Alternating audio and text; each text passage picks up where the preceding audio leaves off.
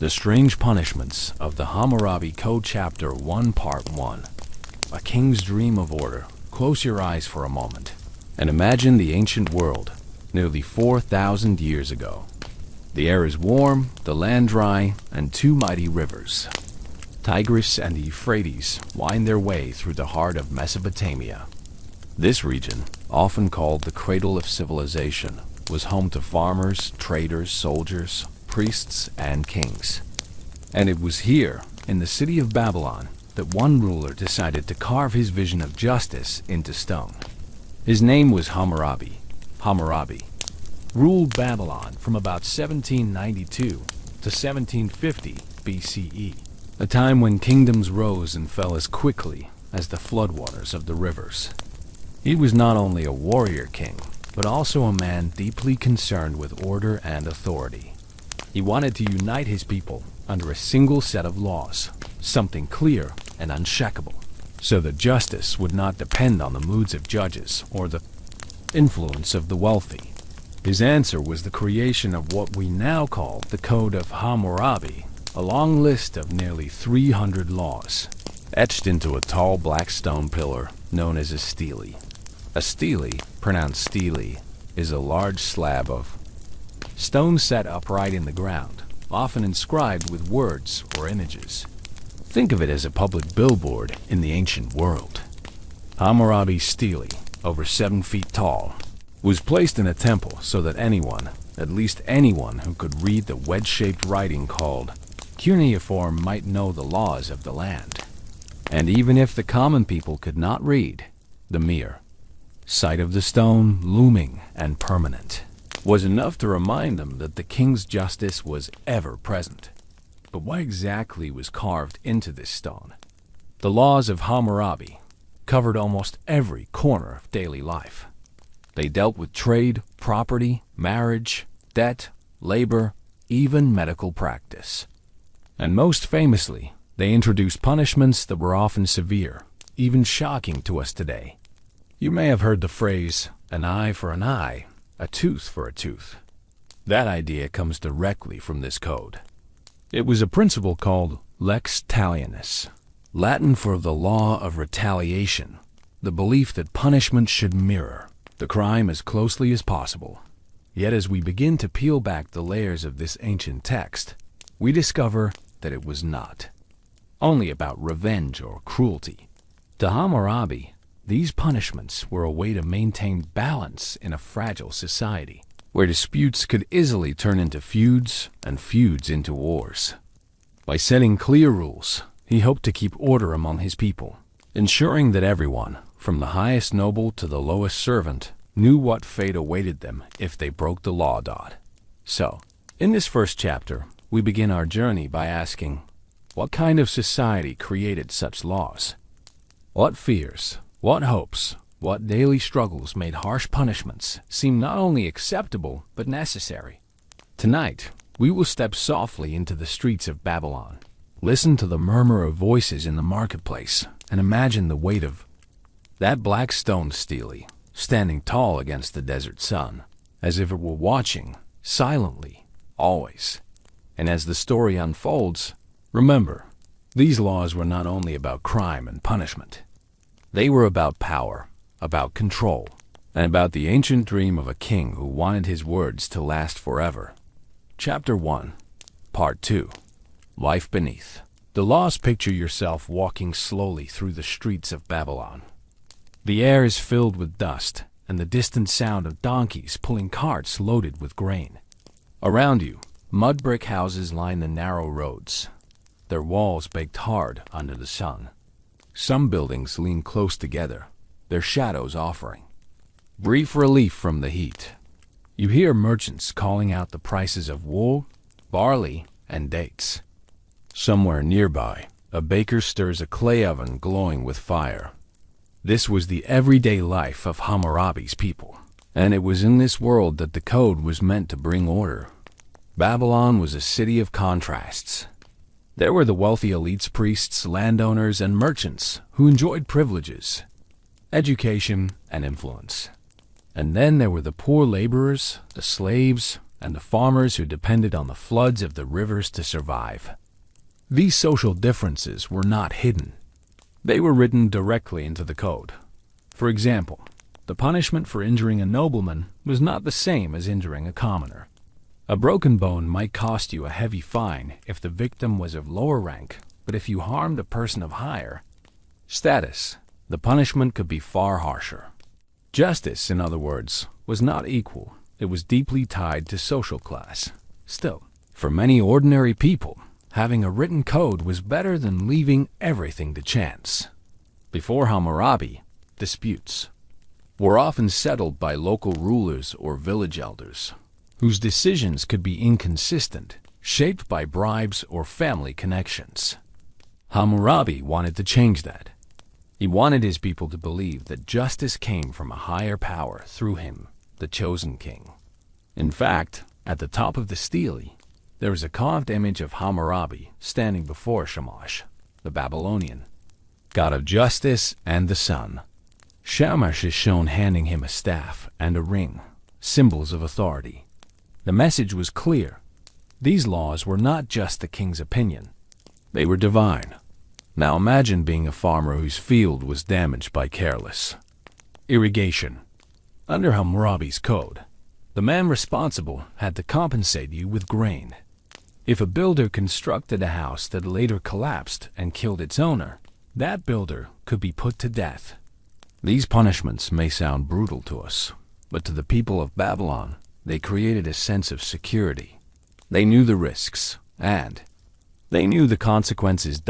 As you wander through the marketplace in your mind, you can almost hear the people whispering about the latest judgment posted on the stele. A woman may worry about her dowry if her husband abandons her. A merchant may calculate carefully before cheating a customer with false weights, knowing that Hammurabi's laws covered even that detail. The code did not ignore the small things.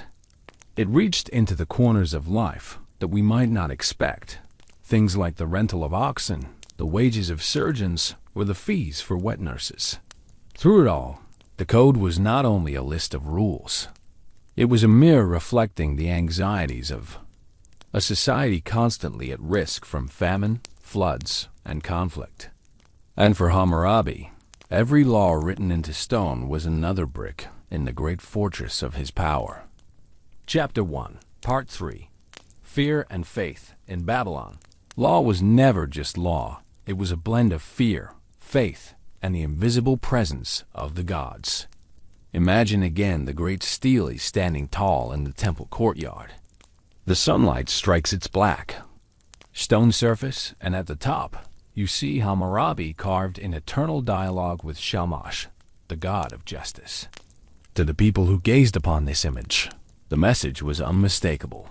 Breaking these laws was not only disobeying the king, it was defying the gods themselves. Religion, in the ancient Mesopotamian world, was not something separate from daily life. The gods were thought to be everywhere, in the rivers that flooded, in the fields that bore grain, in the sky that could bless with rain or curse with storms. To survive, people believed they had to maintain harmony with these powerful beings. And Hammurabi, presenting his code as divine, made himself the bridge between human society and cosmic order. This is why punishments often went beyond simple repayment. They carried a symbolic weight, restoring balance not only in the eyes of men, but in the eyes of the gods. Consider the practice of trial by ordeal. If two people accused each other, and the truth could not be known, sometimes the accused was thrown into the river. If he drowned, the gods had judged him guilty. If he survived, the gods had saved him, and he was considered innocent. Such ordeals may sound cruel or irrational to us today, but for the Babylonians, they were acts of faith. In a world without modern courts or forensic science, divine judgment seemed like the most reliable path to truth. Fear of divine punishment kept people cautious, while faith in divine justice gave them reassurance. Even ordinary transactions were watched over by this sense of the sacred. If a merchant cheated a customer with dishonest weights, he wasn't just stealing. He was upsetting the divine balance of fairness. If a doctor charged for surgery but failed and killed the patient, his punishment was severe, sometimes the loss of his own hand. It was not merely about failure. It was about betraying the trust of the gods who gave him skill. As you let these images sink in, notice how the rhythm of Babylonian life was shaped by a constant tension between fear and faith. People feared the consequences of breaking the law, but they also trusted that the code, written in stone and blessed by the gods, would protect them. So when a Babylonian child walked past the temple and glanced up at the massive stele, they did not just see cold words etched in cuneiform. They saw the invisible gaze of Shamash, the watchful eye of Hammurabi, and the silent promise that justice, however harsh, would always come. Chapter 1, Part 4. Inside the Babylonian courtroom, imagine stepping into a dim mud brick hall in the heart of Babylon. The air is thick with incense smoke from a nearby shrine. A low murmur fills the space as people gather, waiting for a trial to begin. There are no judges in black robes, no juries seated in rows. Instead, scribes sit with clay tablets ready, styluses in hand, prepared to record every word in the wedge-shaped script of cuneiform. The law will be spoken, and then it will be pressed into clay forever. At the front of the hall, a local official presides. He is the king's voice here, guided by the sacred code. On one side, a farmer stands, his hands calloused from labor. On the other, his neighbor, accused of diverting water from the irrigation canals that nourish the crops. In Mesopotamia, water was life itself. To steal water was to steal survival. The official's voice cuts through the murmurs. The code is clear. If a man neglects to strengthen the bank of his canal, and the water breaks through and floods the field of another man, he shall pay for the loss of grain. The words, lifted straight from Hammurabi's laws, settle heavily on the room. Everyone knows that the penalty is not a suggestion, it is mandatory. The scribes press the judgment into clay. The guilty man must repay the farmer in barley, a staple of the Mesopotamian diet and economy. If he cannot, he may face harsher penalties, perhaps even enslavement to cover his debt. The law is practical, but it is also severe. Now, imagine another case. A builder has constructed a house. The walls, made of sun-dried brick, seem sturdy enough. But one day, the house collapses, killing the owner's son. The family weeps before the court, and the official recites the law. If a builder constructs a house and it falls and kills the son of the owner, then the son of that builder shall be put to death. The punishment shocks us today. Why punish the innocent child of the builder for his father's failure? But to the Babylonians, this was about balance, about restoring the cosmic order. The death of one son required the death of another. This was lex talionis in its purest form, the law of retaliation, measured not by fairness as we understand it, but by a brutal symmetry. In these trials, the people were not only reminded of the cost of negligence or dishonesty, they were reminded that the king's authority was absolute, and that the gods themselves stood behind these punishments. Every case reinforced the message. Babylon may be vast and unpredictable, but justice, etched into stone, was fixed and eternal. As you listen to these echoes of judgment, notice how the code was not just a list of rules, but a living presence.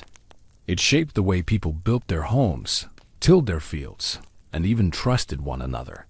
To break the law was to risk not just earthly punishment, but the wrath of heaven. Chapter 1, Part 5. Stone, Order, and the weight of justice as the courtroom grows quiet and the verdict is carried out. We step back once more into the larger picture of Hammurabi's Babylon. The black stele still rises in the temple courtyard, unchanging, unmoving, a symbol of permanence in a fragile world. Around it, the city hums with live farmers carrying baskets of barley. merchants haggling over the price of wool, women drawing water from clay jars, children weaving through the crowd. But no matter where one turns, the code hovers like an invisible shadow. For Hammurabi, this was not just law, it was legacy. He wanted his people to believe that justice was written into the very fabric of their lives, and that he, as king, was the chosen instrument of the gods. By engraving his code into stone, he was declaring, "My words will outlast me. My justice will live beyond my reign." And in a sense, it did. Thousands of years later, we are still reading the words he set in clay and carved in basalt, still debating their fairness, still marveling at their severity. But beneath this dream of order was a harder truth. Hammurabi's laws could be merciless. They reminded people not only of what was forbidden, but of the price they would pay if they failed. An eye for an eye, a tooth for a tooth, a builder's son for the life of another's child. These punishments were not designed to comfort. They were designed to control. And so, as the sun set over Babylon and the shadows stretched across the marketplace, ordinary men and women lived with a quiet awareness. Every action carried a weight. Every mistake carried a price. And the king's justice, harsh and unbending, watched over them all. This was Hammurabi's world, a world where fear and faith walked side by side, where law was both a protection and a threat, and where justice was carved in stone for all to see. But as we step into the next chapter, we will leave behind the general shape of daily life and enter the darker corridors of the code itself. We will explore punishments so strange, so severe, that they make us question how people could endure them, and what these penalties reveal about the fragile balance of power in an ancient kingdom. So let your mind rest for now, knowing that the journey has only just begun. The laws of Babylon still whisper across time, and in the chapters ahead, those whispers will grow louder, stranger, and more haunting. Chapter 2, Part 1. The weight of an eye for an eye. The phrase, "an eye for an eye, a tooth for a tooth," is one of the most famous in all of history. Simple, direct, harsh, and though it is often quoted today as a symbol of merciless revenge, in Hammurabi's Babylon, it carried a deeper meaning. It was not merely about cruelty, it was about balance. Picture a crowded marketplace. Two men argue fiercely, their voices rising above the hum of trade. A shove, a blow, and suddenly one man lies on the ground, clutching his face, blood streaming. Where his eye once was, the crowd gasps. What will happen now? In many societies, such a wound might lead to endless cycles of vengeance. One family strikes back, then the other retaliates, feud upon feud, until peace is lost entirely. But Hammurabi's code offered a terrifyingly simple solution. If a man destroy the eye of another man, they shall destroy his eye. The punishment was direct, symmetrical, and final. The cycle of revenge was cut short, replaced by an act of state-sanctioned retaliation. To us, this seems brutal. To the Babylonians, it was order. They believed that justice must be visible, that pain must be measured in equal pain, so that no man would doubt the cost of violence. This principle, later called lex talionis, became one of Hammurabi's most enduring legacies. But even here, there were layers. The code did not treat all eyes equally. If the injured man was a noble, the punishment was literal. The attacker's eye would be taken. But if the victim was a commoner, the punishment was often reduced to a fine of silver. Social rank mattered, and justice bent to hierarchy. Now, pause for a moment and imagine the silence of a Babylonian courtroom as this law was read aloud. The accused standing still, the scribes pressing cuneiform into clay, the crowd waiting to see if a man would walk away blind or poorer, or perhaps both. In that silence, you can almost feel the weight of the code, cold, exact, carved into stone and into memory. This was justice as Hammurabi imagined it. Not gentle, not merciful, but balanced, absolute, and unshakable. And it was only the beginning. For as we turn deeper into the code, we find punishments stranger still, penalties that strike us not only with their cruelty, but with their eerie sense of ritual. Chapter 2, Part 2. When words could kill in the ancient world, words carried weight. A rumor could stain a family's honor. A false accusation could topple reputations or even spark feuds between clans. Hammurabi understood this danger, and so his code gave words the same gravity as wounds. Imagine standing in a Babylonian court, pointing a trembling finger at your neighbor. You accuse him of murder, or perhaps of sorcery, an act feared as deeply as violence itself. The room falls. Silent. The scribes lean forward, their styluses poised over clay tablets. Everyone waits, but the law is clear. If a man brings an accusation against another man and cannot prove it, the accuser shall be put to death. Think about that for a moment. In Babylon, to accuse was to gamble with your own life. If you had proof, witnesses, evidence, testimony, you could bring down justice. But if you failed, you yourself would face the punishment you tried to place on another. Words were weapons, and if you swung them carelessly, they could pierce your own. Flesh taught this principle extended even to perjury, lying under oath. If a witness gave false testimony in a trial, and his lies endangered another's life, the punishment was swift: death. In a society where records were carved into clay, truth was not just a virtue, it was survival. Falsehood threatened the fragile balance of order, and the gods, through Hammurabi's laws, demanded it be crushed. Now, close your eyes and picture the scene. A man trembling before the officials, his words exposed as lies. The sentence pronounced, the scribes recording his fate. In that hall of judgment, silence would return, heavy and final.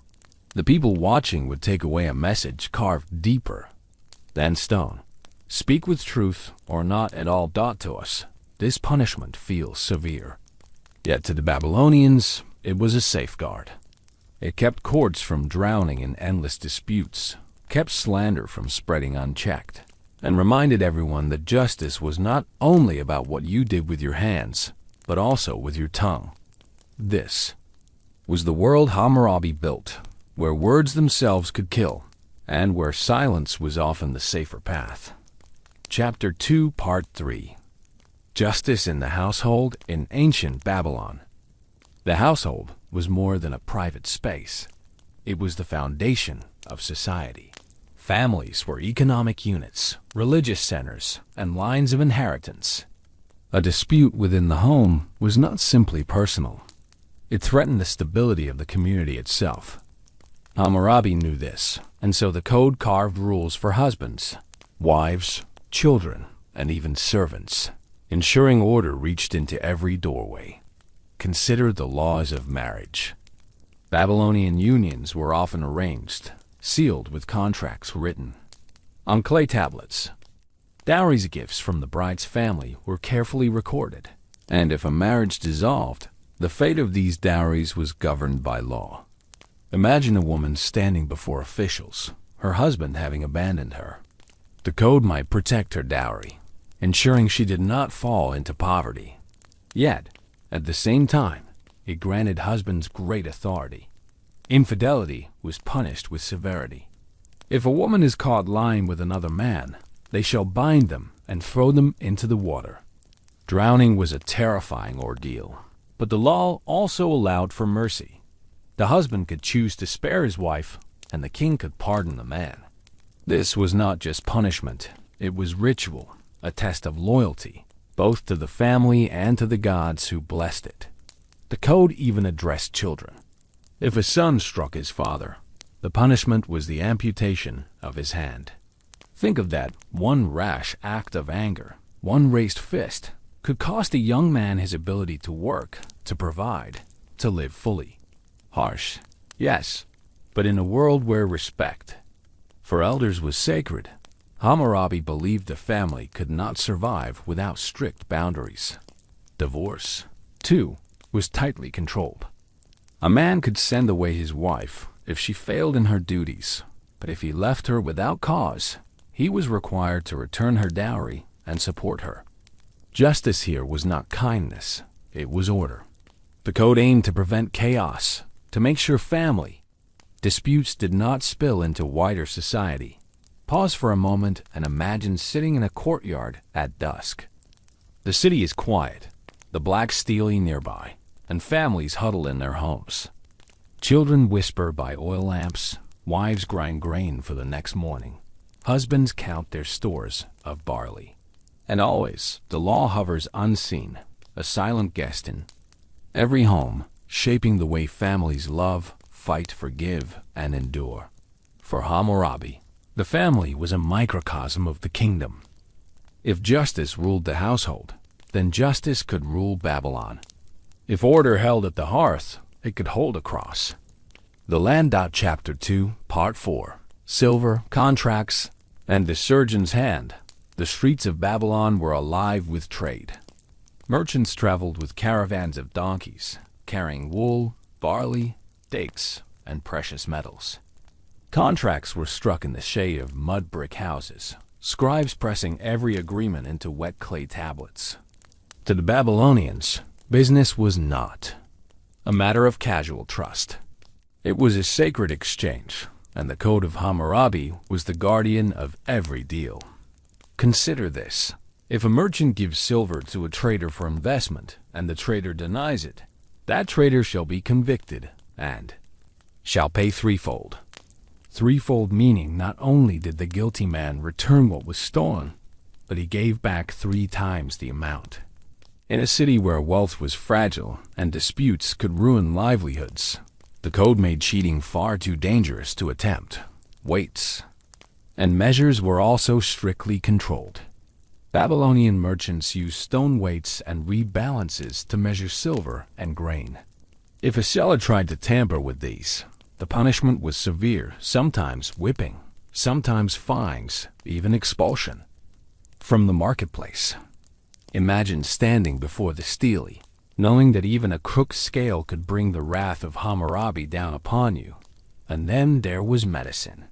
In Hammurabi's time, healers were respected, but their work was perilous. A surgeon might attempt to set a broken bone, lance a wound, or even perform rudimentary eye surgery using bronze tools. The code held them accountable in the most chilling way. If a physician makes a large incision with the operating knife and kills the patient, his hands shall be cut off. Pause on that image. A healer, once trusted, now maimed, his very tools of skill taken from him forever. The punishment was symbolic as much as it was practical. His failure erased his ability to practice medicine again. Yet, if he healed successfully, he could earn handsome fees, sometimes paid in silver, sometimes even in livestock or grain. Risk and reward, side by side, under the watchful eye of the code. These laws reveal much about Babylonian society. Commerce and medicine were lifelines, but both carried danger. Contracts kept trade alive, while strict punishments kept greed in check. Surgeons held lives in their hands, and justice demanded that they carry the weight of that responsibility with every cut of the knife. Now, as you let these images settle, imagine yourself drifting through Babylon's marketplace at dusk. Merchants close their stalls, scribes carry clay tablets home, and somewhere, a healer prays that tomorrow's patient will survive.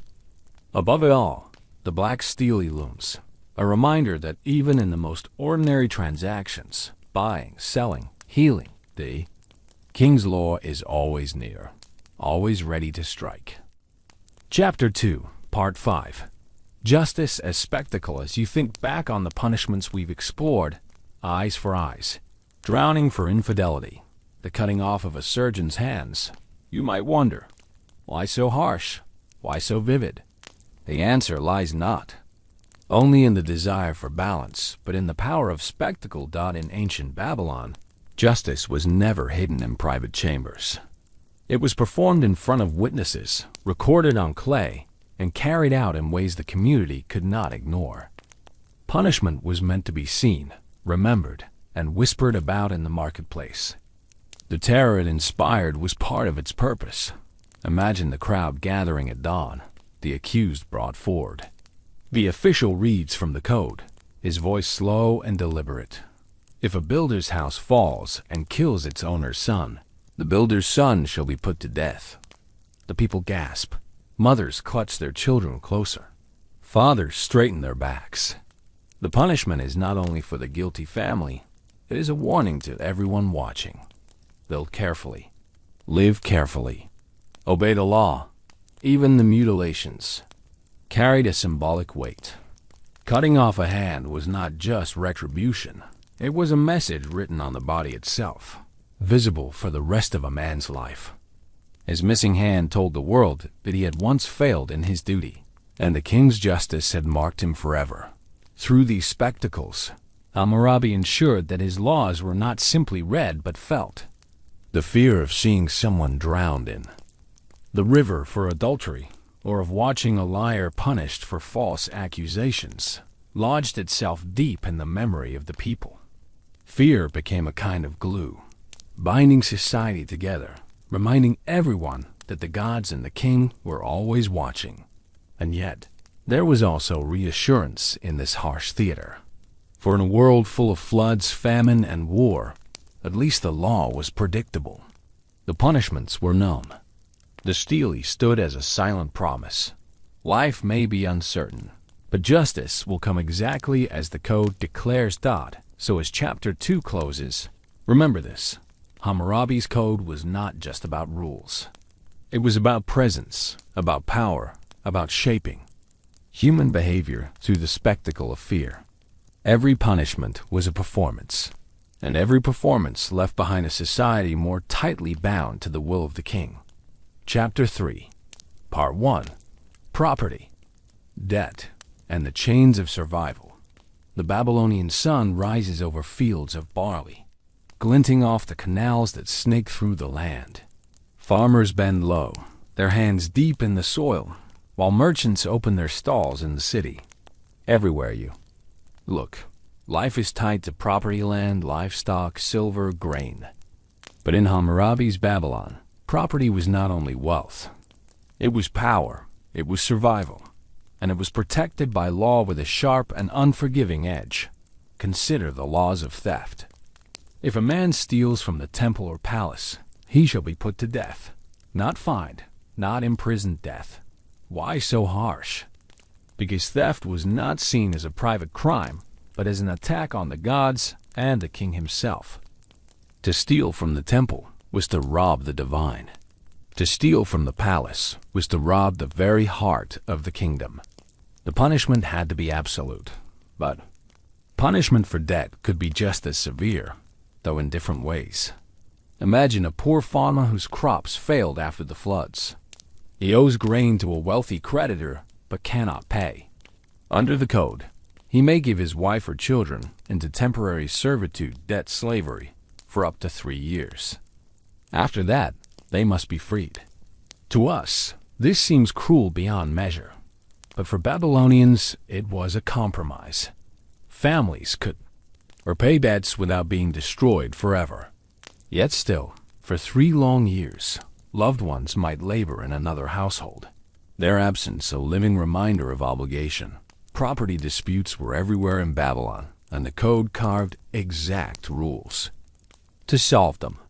If someone failed to maintain the banks of their irrigation canal and water ruined another's field, the guilty party paid in grain. If a shepherd let his flock graze in another's land, he owed restitution.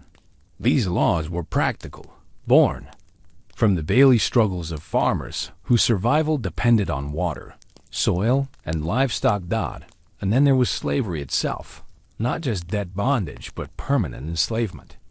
Slaves were property, and the code reflected that reality. If a man harbor a runaway slave, he shall be put to death. To protect the institution, the law turned hospitality into a crime. Runaways were hunted, and those who helped them risked their lives. Yet, even here, Hammurabi's laws reveal complexity. If a master mistreated a slave to the point of cruelty, the law sometimes offered protections. A slave could, under certain conditions, buy his freedom or be released. Justice was uneven, but it was not entirely blind.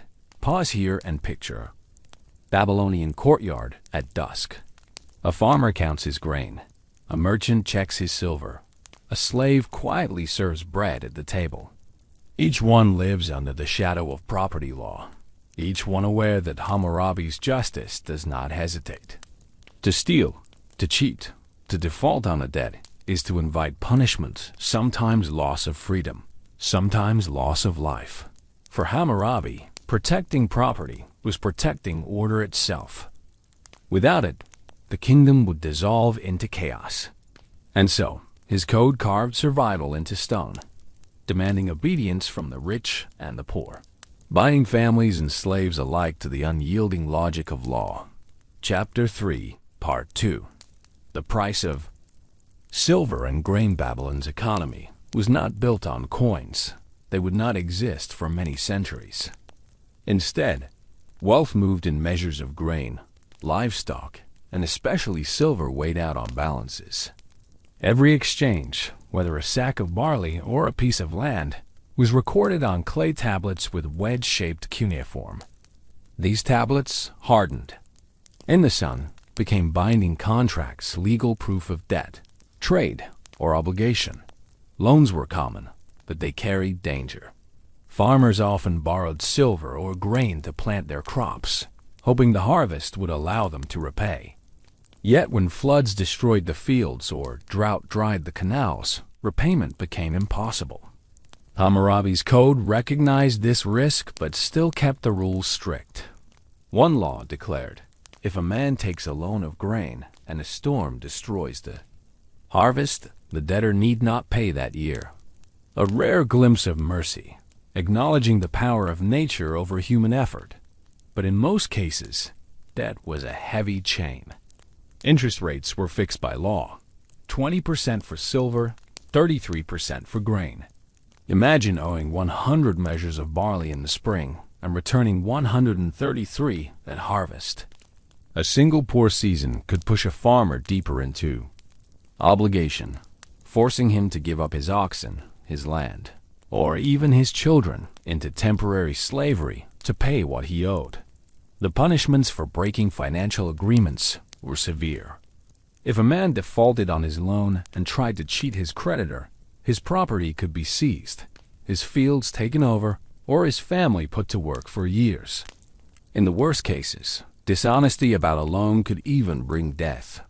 Contracts were sacred, and the code demanded honesty as if the gods themselves had signed the tablet. Picture now the Babylonian marketplace. Traders weigh silver on stone balances, scribes sit cross-legged inscribing contracts, and men shake hands, their trust not in each other but in the black steel looming nearby. Everyone knows the risks.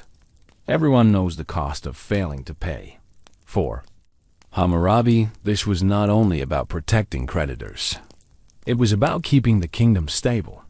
If debts ran wild, if dishonesty spread, the fragile balance of Babylon's economy would collapse. By writing these rules into stone, he made finance a matter of law, of order, of divine will. So, as families measured their barley, as traders weighed their silver, they did so with a quiet awareness. The king and the gods watched every transaction. The code was not just carved in stone, it was carved into daily life. Chapter 3, Part 3. Fraud, corruption, and the price of dishonesty. In the bustling heart of Babylon, trust was fragile. A crooked weight in the marketplace, a dishonest measure of grain, or a bribe quietly passed to an official could unravel the delicate web of order Hammurabi worked so hard to build. For this reason, his code struck hard against corruption and fraud. Consider the marketplace first. Merchants sold wool, oil, and barley, each weighed on stone balances. But temptation was strong. A scale just slightly adjusted, a weight filed down, and profit grew at the expense of the customer. Hammurabi's law left no room for such tricks. If a merchant gives short measure of grain or silver, he shall be punished by law. The punishment could mean fines, confiscation, or in severe cases, whipping. Fraud was not just cheating, it was defiance of the king's justice. Then there were contracts. Picture two men seated in a courtyard, a scribe recording their agreement in clay. If one man denied the debt later, pretending the contract did not exist, the law demanded restitution, sometimes 3 times the original amount. This principle of threefold repayment was meant to discourage dishonesty, making deceit far more costly than honesty ever could be. But corruption did not stop with merchants. Even officials could be guilty. Imagine a judge accepting a bribe to alter a verdict. The code's response was severe. If a judge delivers a judgment, renders a decision, and later it is found to be false, he shall pay 12 times the fine set in the case, and he shall be expelled from his seat of judgment. Expelled forever, his career destroyed, his reputation shattered. In a society where officials claimed authority through the king and the gods, corruption was treason. The punishments were symbolic as much as practical. Merchants who cheated lost credibility in the community. Judges who took bribes lost the right to speak the law. And for the ordinary Babylonian watching these cases unfold, the lesson was clear. Dishonesty was never worth the risk. Pause and picture a crowded courtroom. A corrupt judge stands, his false ruling exposed, his head lowered as scribes scratch the verdict into clay. The crowd whispers, the official stripped of his role, forever marked by shame. In Babylon, corruption was not hidden, it was displayed. The spectacle was part of the punishment, a warning to all who watched. For Hammurabi, honesty was not a moral choice, it was survival. Fraud undermined trade, corruption weakened justice, and dishonesty threatened the fragile bonds of trust that held his kingdom together. By striking hard against it, he reminded everyone that no man, merchant, or judge was above the law carved in stone. Chapter 3, Part 4. Slavery and the bonds of labor in Babylon. Slavery was an accepted part of life. Slaves worked in fields, served in households, and sometimes even assisted in temples. Some were prisoners of war, captured in distant lands. Others were debtors, selling themselves or their families into temporary bondage to survive. To Hammurabi, slaves were property, yet his laws show that even in bondage, their existence was carefully regulated. That one law declared, if a man harbor a runaway slave, he shall be put to death. The words are stark, the punishment absolute. In this society, helping a slave escape was more than kindness. It was an attack on the master's rights, a disruption of the kingdom's order. The law turned compassion into a crime, and fear into obedience. But not all the laws stripped slaves of humanity. Some offered protection. If a slave says to his master, "You are not my master," they shall prove it. If he is indeed another's slave, he shall go free. Here, the code recognized that false enslavement was possible, and that justice required proof. A fragile safeguard, but a safeguard nonetheless. Labor, too, was tightly controlled. Farmers who rented oxen to plow fields, shepherds who tended flocks, and workers hired for harvests all operated under contracts.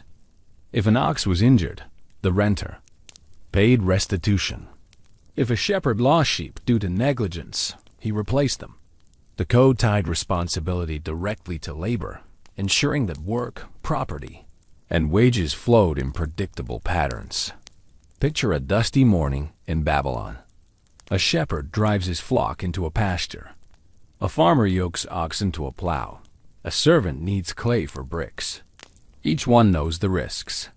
A mistake, losing an animal, damaging a tool, failing in duty could bring punishment, not just from the master, but from the king's law itself. Yet there were also glimpses of fairness. Dead slaves, for example, could not be held forever. After 3 years, they were to be freed, restored to their families. Why 3? Perhaps it was seen as a balance long enough to repay debt, short enough to prevent permanent ruin. For Hammurabi, even in slavery, there had to be order, limits, and rules written into stone. Now pause and imagine standing in the shadow of the stele, reading these laws aloud.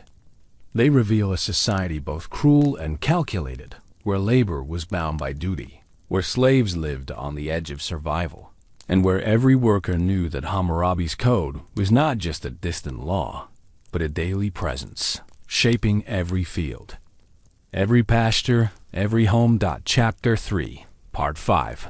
Wealth, Survival, and the Hand of the King, as we look across the fields of Babylon, the marketplace, and the homes of families bound by debt or slavery. One truth becomes clear. Hammurabi's Code was not only about crime, it was about survival. Property, contracts, and labor were the lifeblood of the kingdom, and the laws carved into stone ensured that no transaction, no harvest, no bond of service escaped the king's gaze. For the wealthy, the code protected their estates and silver, guaranteeing repayment and punishing dishonesty. For the poor, the code offered both hardship and fragile mercy. A failed harvest could spare a debtor for a year, but a family might still lose their children to servitude. Even slaves, counted as property, had laws written for them, sometimes cruel, sometimes strangely protective. In every case, the punishments were not random. They were precise, often symbolic. The thief repaid threefold.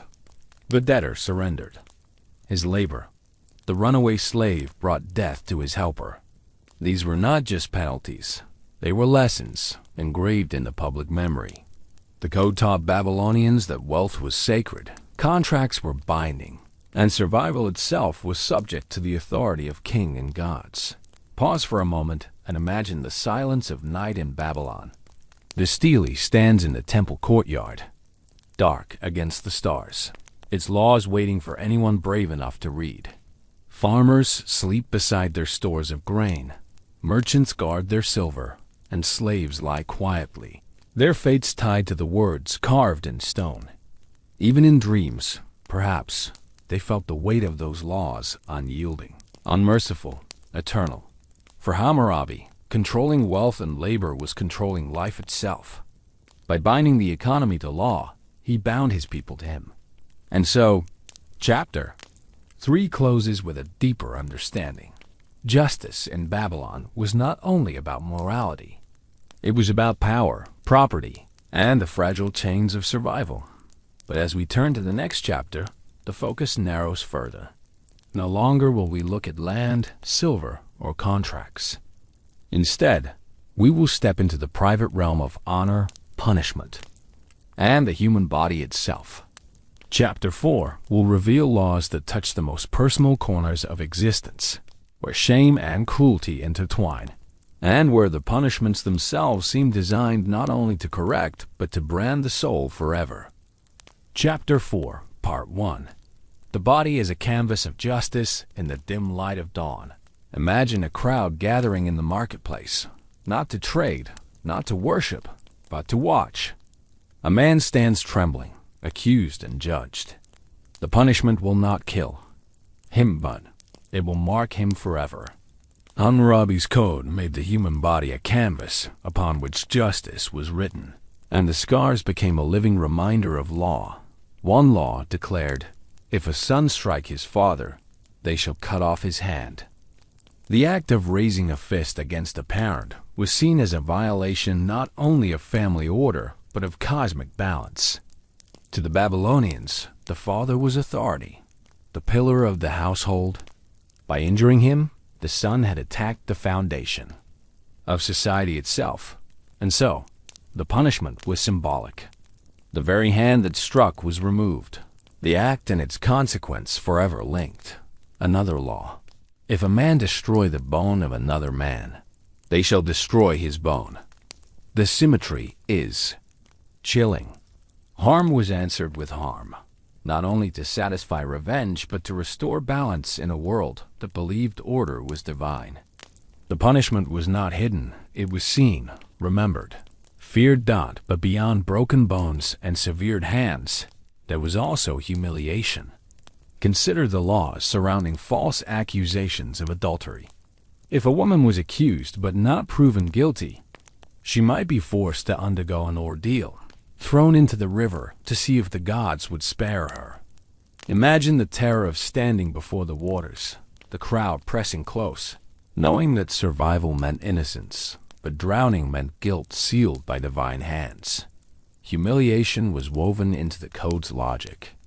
Public punishments, executions, mutilations, ordeals were performances. They turned crime into theater, with the community as witness. A severed hand, a broken bone, a body pulled from a river, these were not private matters. They were warnings carved into human flesh, visible lessons for all who watched. Now pause and picture the silence after such a punishment. The crowd disperses, whispering, carrying the story into every home. A child hears it from his mother. A farmer repeats it at the well. A merchant murmurs it at his stall. Justice spreads not only through stone and clay, but through rumor and memory, etched into the collective mind of Babylon. Hammurabi understood something timeless. Fear fades, but shame lingers. By turning the body itself into a monument of law, he made sure that his justice walked the streets long after the courtroom fell silent. Chapter 4, Part 2, Adultery, Honor, and the River's Judgment in Babylon. The household was sacred, and marriage was more than companionship. It was a contract, a binding alliance between families, sealed with dowries and written agreements. To betray that bond was not just a private sin. It was a crime against order itself. And Hammurabi's code punished it with merciless clarity. One law declared, if a man's wife be caught lying with another man, they shall bind them and throw them into the water. Imagine the scene. The accused couple, hands tied, march through the streets as the crowd gathers by the river. There is no quiet divorce, no whispered scandal. Punishment is public, ritualized, and terrifying. The waters themselves will decide. If the gods allow the pair to drown, guilt is confirmed.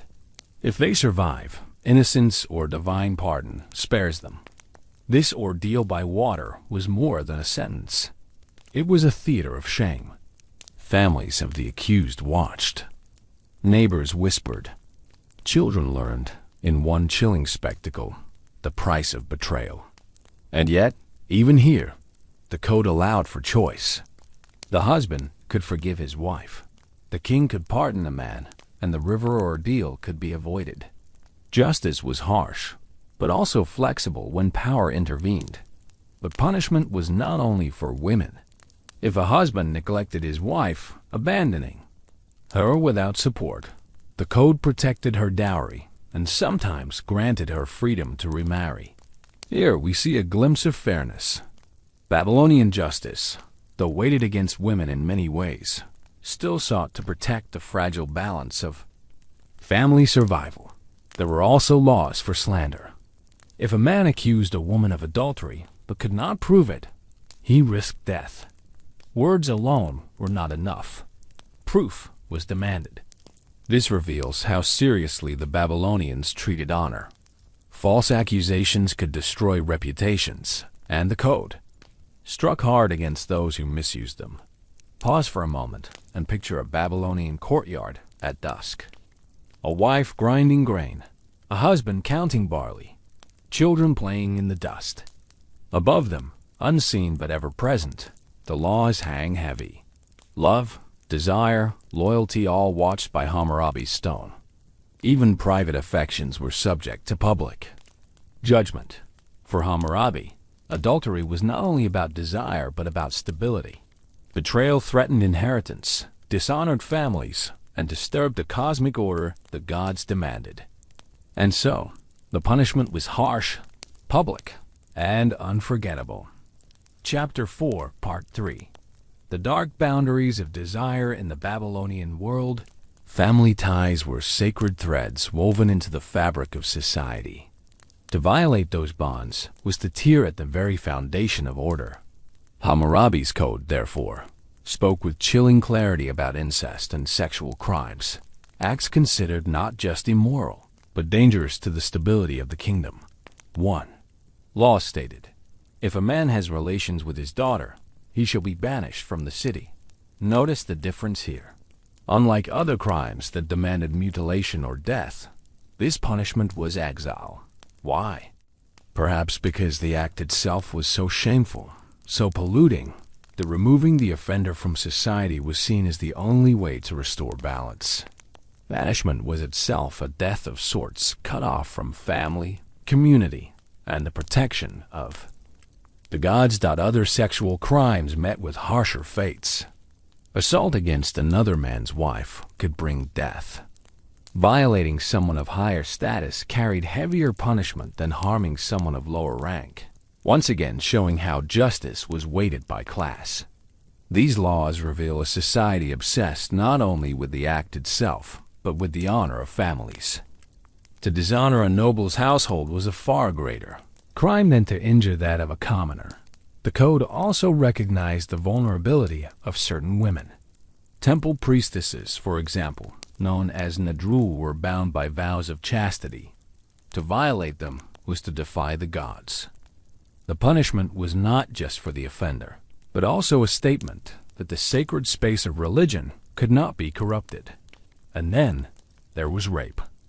Though described in terms colder than we might expect today, the code nevertheless treated it as a grave offense, sometimes punishable by death, sometimes by financial restitution, depending on the victim's status. To our modern ears, this hierarchy is disturbing, but it reveals how the Babylonians tied justice to rank, property, and honor rather than equality. Pause and imagine the silence after such crimes were judged. A family's name stained, a man led away in chains, a woman's fate decided by laws carved long before her birth. Justice here was not gentle. It was public, symbolic, designed to purge shame from the community, even at the cost of cruelty. In these laws, we see Hammurabi's attempt to control not just actions, but desires. Not just crimes, but the boundaries of intimacy itself. His code reached into the darkest corners of human life, carving rules where shame and survival collided. And as the stele loomed over Babylon, it whispered the same message again and again. The body, the family, the soul, all were bound to the king's law, and none could escape its gaze. Chapter 4, Part 4. Betrayal and the kingdom's wrath in Babylon. Loyalty was more than a virtue. It was survival. The king stood as the chosen servant of the gods, and to betray him or the structures that upheld his power was to invite destruction. Hammurabi's Code carved this lesson deep, ensuring that treason, disobedience, and betrayal met with punishment so severe that no one could mistake the price. Consider first the soldier. Babylon relied on armies not only to defend the city, but to maintain Hammurabi's growing empire. The code declared, if a soldier deserts his post and hires a substitute, the deserter shall be put to death, and the substitute shall take his place. To abandon duty was to abandon the god's protection, to weaken the kingdom's wall of defense. Death was the only answer. Then there was the betrayal of community. If a man harbored a runaway slave, we have seen, the punishment was death. But the logic ran deeper than property. To hide what belonged to another was to place private loyalty above public law, a betrayal not only of the master, but of Hammurabi's authority itself. The laws also reached into politics. Judges who took bribes or altered verdicts were stripped of their office, disgraced forever. Though not always executed, their punishment carried a symbolic death, their honor and authority destroyed, their names whispered in shame. For Hammurabi, corruption was treason against justice itself, and perhaps most chilling was the law of accusation. If a man accused another of a capital crime, but but cannot prove it, the accuser shall be put to death. Here betrayal was not in action, but in words.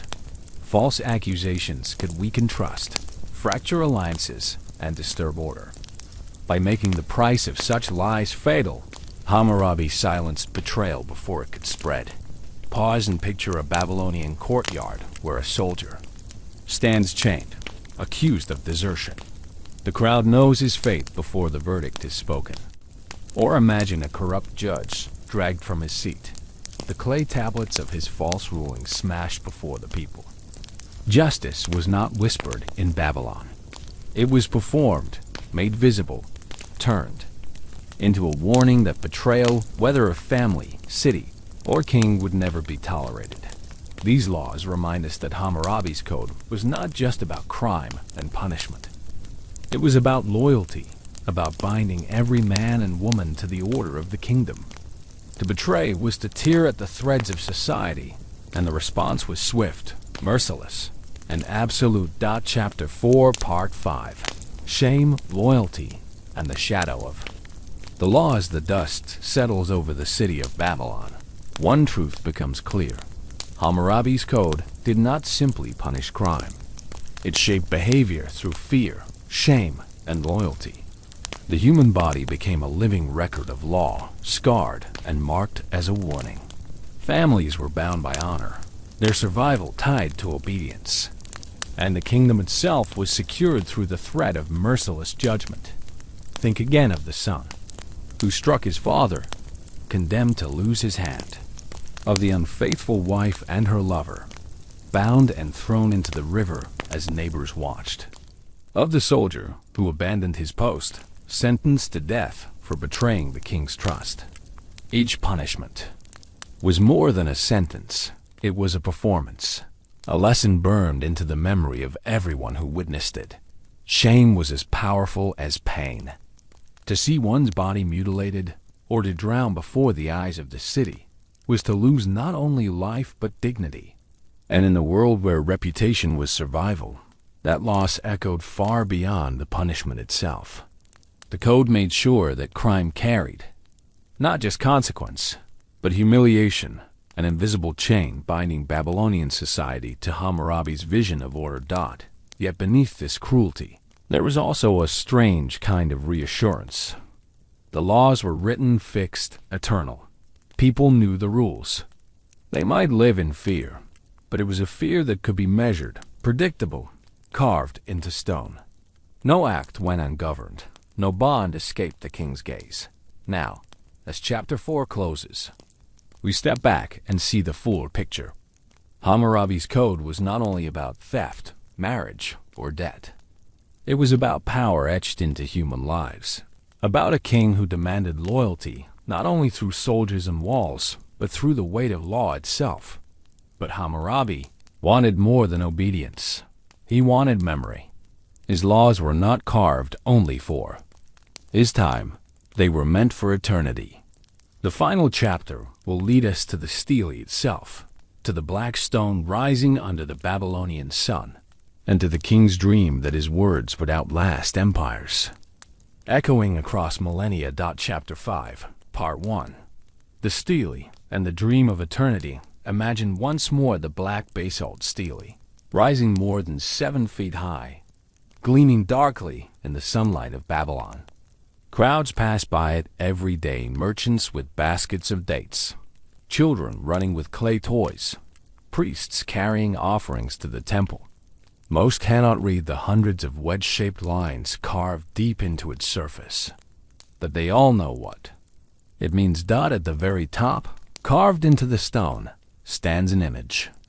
King Hammurabi, his hand raised in reverence, faces Shamash, the sun god and divine judge. Shamash hands him a staff and a ring, symbols of authority, of justice granted from heaven. For anyone who looked upon it, the message was unmistakable. These laws are not the invention of men. They come from the gods themselves, delivered through their chosen king. Beneath the image stretch nearly 300 laws, written in cuneiform. To us, they are words hard to decipher, ancient, strange. But to the Babylonians, They were the spine of their world. They dictated marriage and trade, crime and punishment, labor and debt.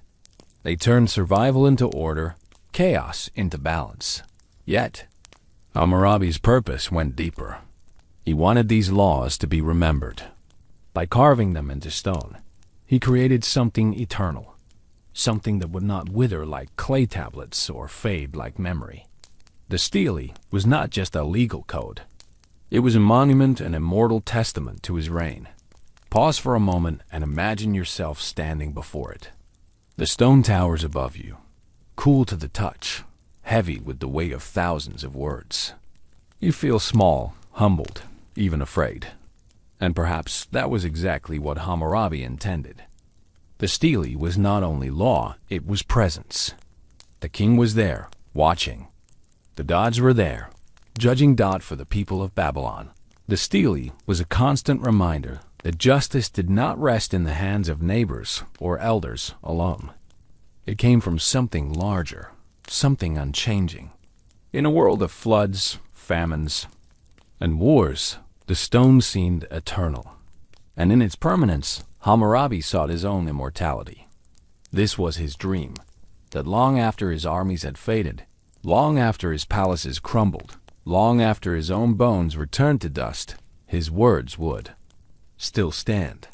The laws would outlast him. His justice would echo beyond his lifetime, carved into the very memory of civilization. Chapter 5, Part 2. The King's Voice in Stone. If you could read the top of Hammurabi's stele before the long list of laws begins, you would find not rules, but poetry.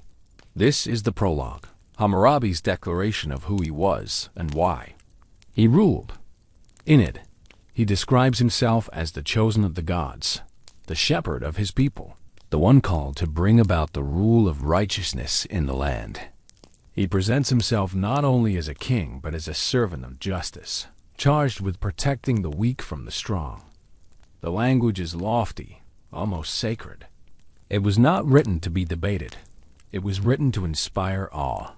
Hammurabi wanted every Babylonian, every visitor, every subject to see him as more than mortal.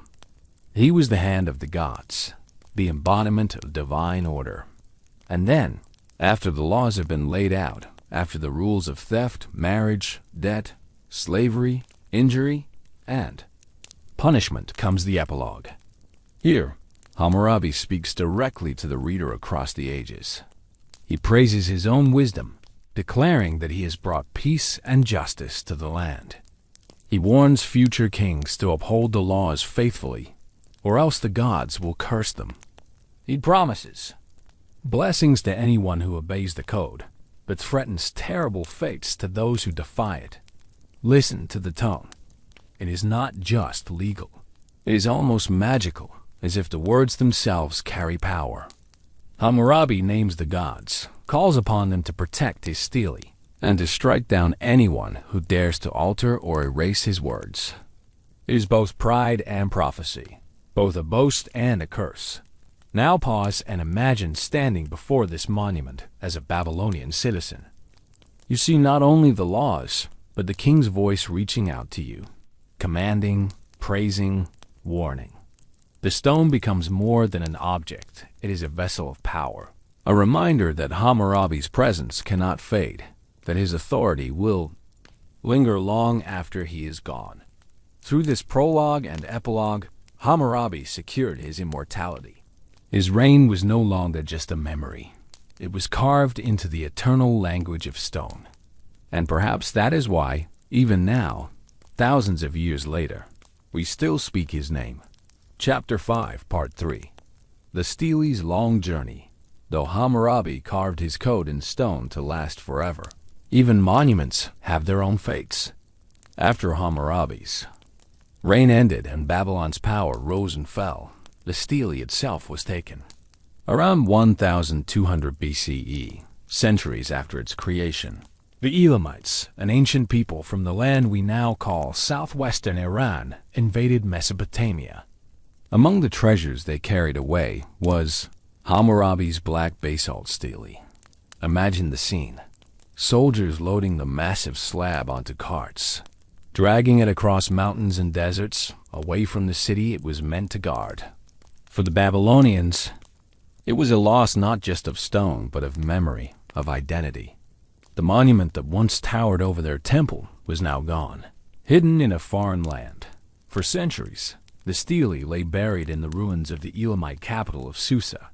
Kingdoms rose and fell. New empires marched across the land, and Hammurabi's laws slept beneath the earth, unseen and unread. But the words carved into basalt remained, waiting. Then, in 1901, French archaeologists digging at Susa uncovered the stone. Imagine their awe as the dust of centuries fell away, revealing rows upon rows of cuneiform inscriptions. At first, they did not realize what they had found. But as scholars began to translate the script, the truth emerged. This was the Code of Hammurabi, one of the oldest known legal systems in the world, preserved almost intact. From that moment, Hammurabi's voice returned to the world. His words, buried for nearly 3,000 years, spoke again, not just to Babylonians, but to us. Today, the stele rests in the Louvre Museum in Paris, where visitors from around the globe stand before it, staring at the same black stone that once stood under the Babylonian sun. Pause and imagine yourself in that museum hall. The glass lights glint off the ancient basalt, crowds shuffle quietly, cameras click. Yet beneath the noise of the modern world, Hammurabi's words still whisper. His laws, once performed in dusty courtyards by the Euphrates, now live in a new kind of theater. The gaze of millions of modern eyes dot in this journey. From Babylon to Susa to Paris, the stele has become more than law. It is history itself, a bridge across time, carrying Hammurabi's dream of eternal justice farther than he could have ever imagined. Chapter 5, Part 4 echoes through time. When Hammurabi's stele was carved nearly 4,000 years ago, it stood as a symbol of one king's power. But its influence did not end with Babylon. The ideas etched into basalt spread far beyond Mesopotamia, echoing through cultures, religions, and empires that followed. Consider the Hebrew Bible. In the book of Exodus, we find the famous words, "An eye for an eye, a tooth for a tooth." This principle of lex talionis, the law of retaliation, mirrors Hammurabi's code almost exactly. Scholars still debate whether the Hebrews borrowed directly from Babylonian tradition or whether both cultures simply drew from the same ancient well. But the resemblance is undeniable. The idea that punishment should mirror the crime, balanced and symmetrical, became a cornerstone of biblical law. Later, the Romans developed their own vast legal system, one that would influence Europe for centuries. Though far more complex and less brutal than Hammurabi's, the Roman sense of codified law rules written, preserved, and binding for all echoes Hammurabi's vision of permanence. The very idea that justice should be set down in text, not left to the whims of rulers, traces its roots back to that black stone in Babylon. Even in our modern world, fragments of Hammurabi's philosophy remain. The concept that law should apply to all, that contracts must be honored, that dishonesty in trade must be punished. These ideas are not foreign to us. Of course, our punishments are no longer measured in mutilation or drowning, but the structure, the bones of justice, still carries the shape of Hammurabi's dream. Pause and reflect on this. What began as one king's attempt to control his people became part of humanity's shared inheritance. From temple courtyards to church pulpits, from Roman courts to modern constitutions, the shadow of Hammurabi's stele stretches across time. And yet, there is a paradox. While we inherit his structure, we often recoil at his severity. We admire the clarity of his laws, but fear the cruelty of his punishments. In this tension lies Hammurabi's legacy, both foundation and warning, both the beginning of justice and a reminder of its darker roots. Chapter 5, Part 5. The Whisper of Stone. And so, as our journey through Hammurabi's Babylon comes to a close, let us pause one final time before the black basalt stele. We have walked its streets, listened to its trials, and watched its punishment shape the lives of farmers, merchants, soldiers, wives, and slaves.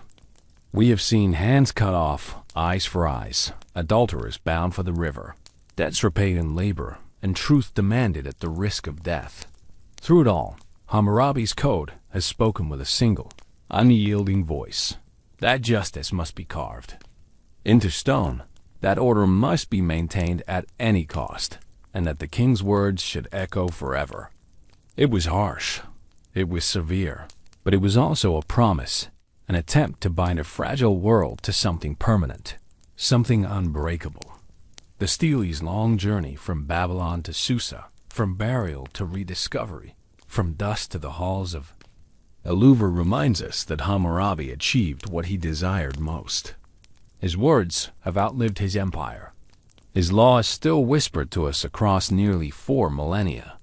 They remind us of where we have come from, and how the human longing for justice is as old as civilization itself. Now, as you let your eyes grow heavy, imagine the stone once more. Feel its cool surface, see the endless lines of cuneiform stretching upward. Hear the faint murmur of Hammurabi's voice carried on the desert wind. His laws may be harsh, but they are quiet now, softened by time. Turn from command into memory. Let that memory drift with you into sleep. For just as Hammurabi sought to bring order to his people, so too may your thoughts find rest. Your breathing slow, your mind settle into stillness. And when you awaken, the story will remain, not as fear, not as punishment, but as wonder. That a king, a god, and a stone could speak so clearly across the ages. Good night, and may history guide you gently into dreams.